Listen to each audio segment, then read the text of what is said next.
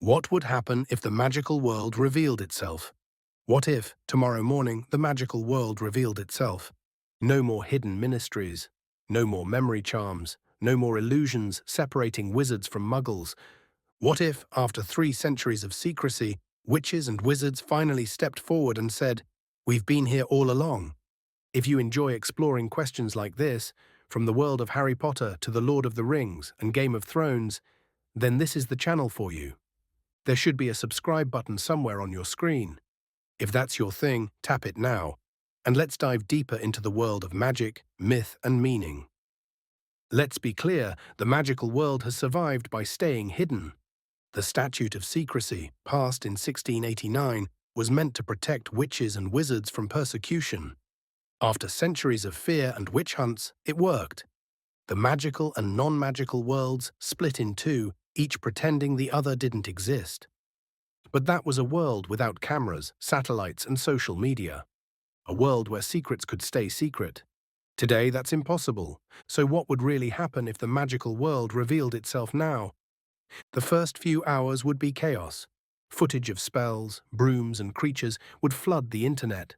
Governments would scramble to respond.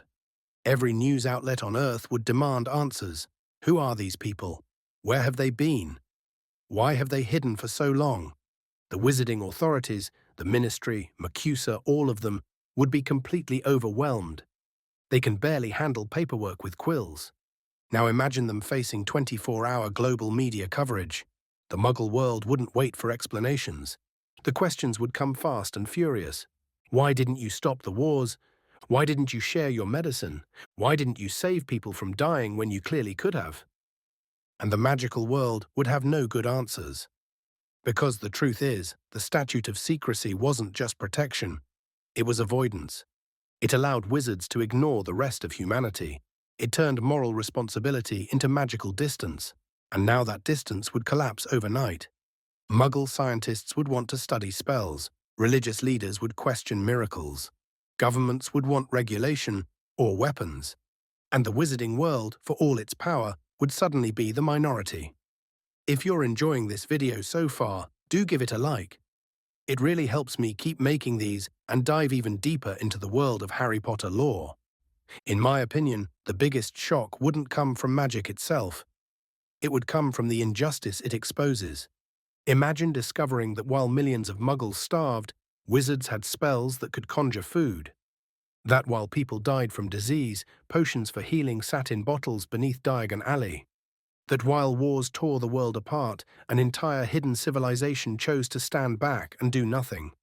The moral outrage would be immense. For the first time, wizards would have to justify their existence, not as protectors, but as bystanders. And I think many wouldn't survive that reckoning. But not all reactions would be violent. Some Muggles would be fascinated, even inspired. There would be movements for cooperation, integration, shared learning.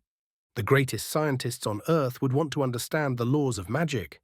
Philosophers would argue that the discovery of the magical world finally proved that reality was larger than we imagined.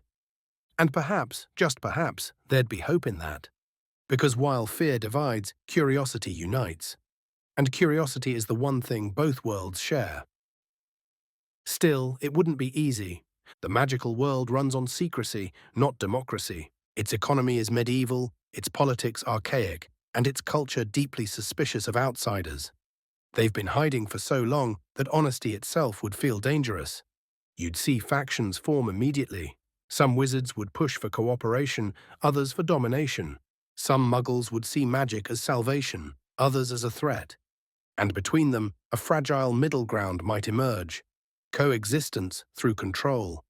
Imagine magical enclaves becoming official, protected zones. Imagine wizards teaching select Muggles in exchange for political autonomy. That's how it would start, not as friendship, but as negotiation. And yet, in time, something deeper could grow. Because for all their fear, both sides have what the other lacks. Wizards have wonder, Muggles have progress. Combine the two, and you get something extraordinary. Not domination, but evolution. We could see the birth of a true shared civilization, magic stabilizing science, and science explaining magic. Wizards curing what Muggles couldn't. Muggles protecting what wizards forgot. But to reach that future, both worlds would have to abandon pride. And pride, as we've learned from every Dark Lord and every Minister for Magic, dies hard. So what would happen if the magical world revealed itself? At first, panic, anger, chaos, then fear, then change. Because the truth once spoken can't be unlearned. And maybe that's what the wizarding world has feared most all along.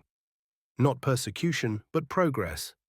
If you enjoyed that video, on screen now I answer, how did the economy work in the wizarding world?